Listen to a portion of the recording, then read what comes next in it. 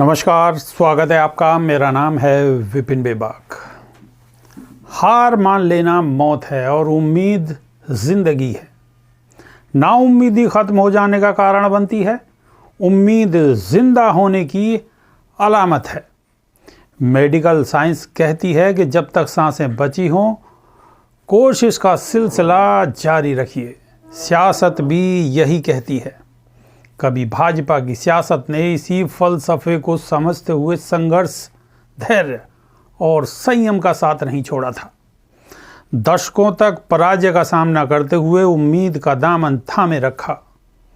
खासकर उत्तर प्रदेश में भाजपा की जमीन इतनी पथरीली थी कि यहाँ एक बीज को भी ढकने के लिए जनाधार की एक मुट्ठी खाक तक भी नहीं मैसर थी।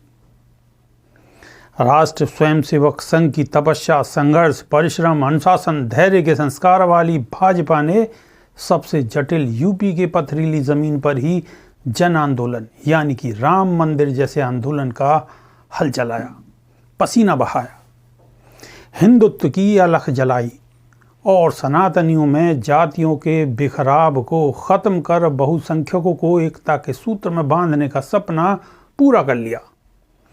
आखिरकार सफलता इतनी बुलंद हो गई कि देश की भाजपा सत्ता का पर्याय सा बन गई।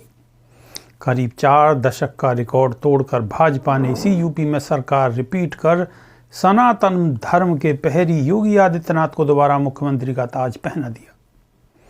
भाजपा की सियासत ने साबित किया कि धावक जितना अधिक पसीना बहाएगा, पैरों में जितने पत्थर चुभेंगे, जीत का महल उतना ही मजबूत होगा।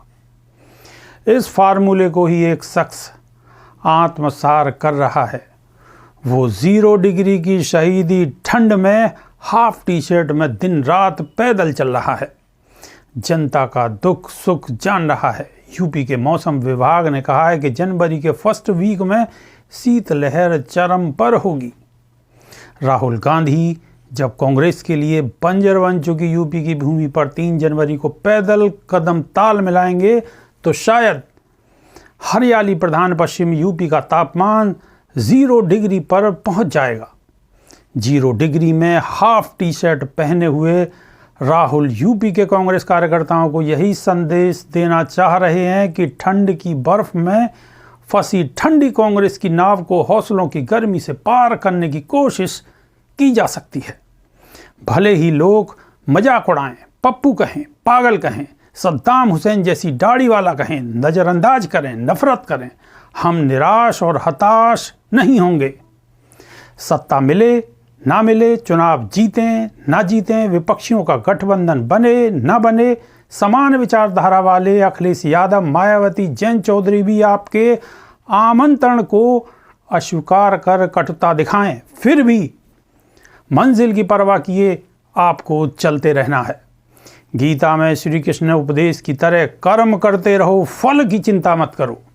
जिस कांग्रेस का आधार पंडित जवाहरलाल नेहरू की भूमि उत्तर प्रदेश रहा, जहां आज़ादी के बाद से करीब 3 दशक से ज़्यादा कांग्रेस निरंतर सत्ता में रही, उस सूबे में ही कांग्रेस मृत्युशैया पर है।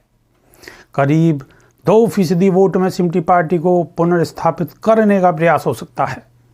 यूपी कांग्रेस को जरा भी राजनीतिक लाभ न दे, लेकिन राहुल की भारत जोड़ो यात्रा का यूपी में मात्र प्रवेश भर सपा अध्यक्ष अखिलेश यादव और अन्य नेता पार्टियों को सड़क पर उतरने का सिलसिला शुरू करवा रहा है। ओबीसी आरक्षण को लेकर अखिलेश यादव और अन्य विपक्षी नेताओं ने यात्राएं निकालने का ऐलान किया है। यूपी के अलावा बिहार के मुख्यमंत्री नीतीश कुमार जैसे देश के बड़े विपक्षी नेताओं ने भी यात्रा निकालने का ऐलान कर दिया है।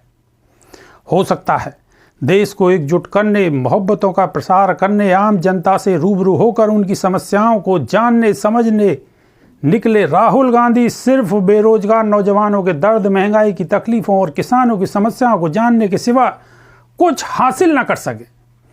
कन्याकुमारी से कश्मीर तक लंबी पदयात्रा के बाद भी हो सकता है कि राहुल वर्तमान सियासत में पैदल ही रहें, लेकिन ये कहना शायद ठीक ना हो कि भविष्य उन्हें 0 डिग्री में निकले पसीने का इनाम ना दे। राहुल गांधी इसी ज़मीनी संघर्ष करते रहे तो अवश्य ठंडी पड़ी कांग्रेस देश की सियासत को गर्म करने लायक बन सकती है।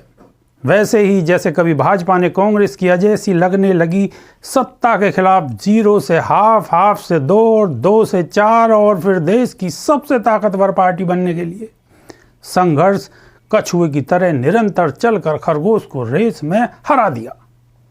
चलिए मान लीजिए कि राहुल गांधी के पसीने की दरिया भी उनकी सियासत नाव पार नहीं लगा सके, ऐसा भी हुआ तो भी राहुल का संघर्ष उनके लिए तो लाभकारी ही है।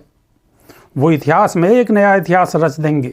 चांदी का चम्मच लेकर महलों में पैदा होने वाले, देश के प्रधानमंत्रियों मुख्यमंत्रियों की गोद में पलने वाले, विरासत की सियासत में इतराने वाले, ट्विटर एसी कमरों से राजनीति करने वालों का जब जिक्र होगा तो इतिहास लिखेगा कि देश की आज़ादी की लड़ाई से लेकर देश की सियासत और हुकूमत में सबसे बड़ी हिस्सेदारी निभाने वाले गांधी परिवार का एक वारिस, या यूं कहें राजकुमार, कन्याकुमारी से जम्मू कश्मीर तक देश की आम जनता से जमीनी स्तर पर मिलने के लिए अपने पैरों के फफोलो, बड़ी हुई दाढ़ी, 0 डिग्री के मौसम और जिंदगी के खतरे की भी परवाह नहीं करता।